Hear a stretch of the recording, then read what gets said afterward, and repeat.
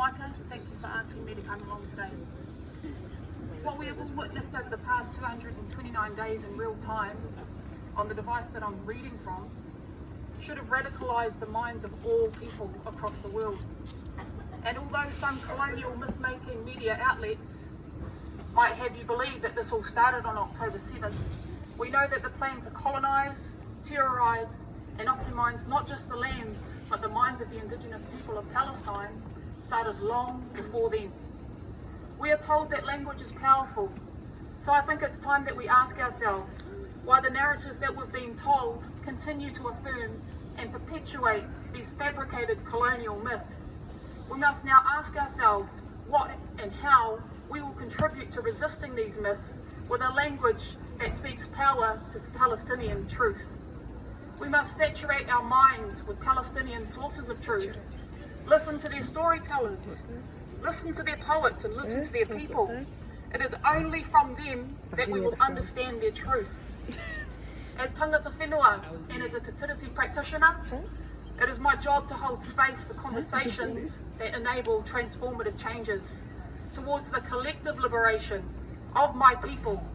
But these conversations are interconnected to the struggles of all Indigenous peoples across the world, and at this particular moment in time, to the Palestinian people. The contributions to this kaupapa can come in many forms. The form I have chosen today is to speak, to stand in solidarity, although I'm sitting, with our Palestinian whanaunga. Ahakoa he iti. Every piece and every form of resistance, every fibre weaved into creating space for a conscientised mind makes a difference. I challenge all people to decide, what role will you play? What contribution can you make towards the liberation of the Palestinian people?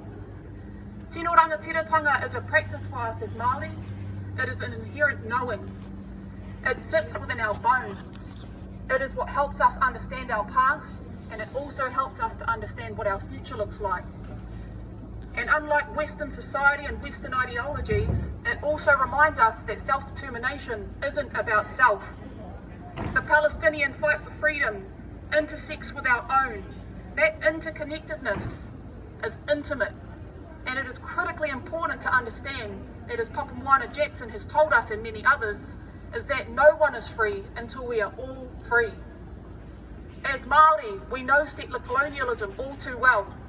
So with that knowing, we must mobilise. We must activate ourselves. We must transform our thoughts from whispers into conscious and intentional conversations.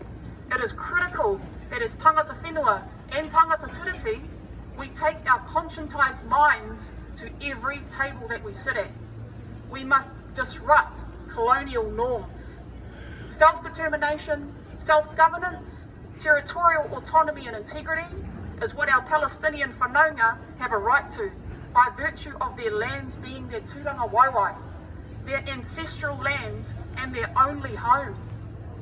As people of Te Moana Nui a Kiwa, as people of these Indigenous lands, as a mokopuna of Te Kahu o Te Rangi, and as a mother of 3 Indigenous beautiful tamariki, I know my responsibility in the liberation of our Indigenous Palestinian whanaunga. Imperialism, colonialism, racism can no longer be tolerated. We must all resist with intention. We must all resist with urgency. Audre Lorde has said, the master's tool will never dismantle the master's house. So let's use Indigenous tools of resistance to rebuild a liberated Palestinian future, an Indigenous future where all people can flourish. Toi tū Paratinia, toi tū Te Tiriti, toi tū nā iwi tuketake o te ao. Free, free! Palestine! Free, free!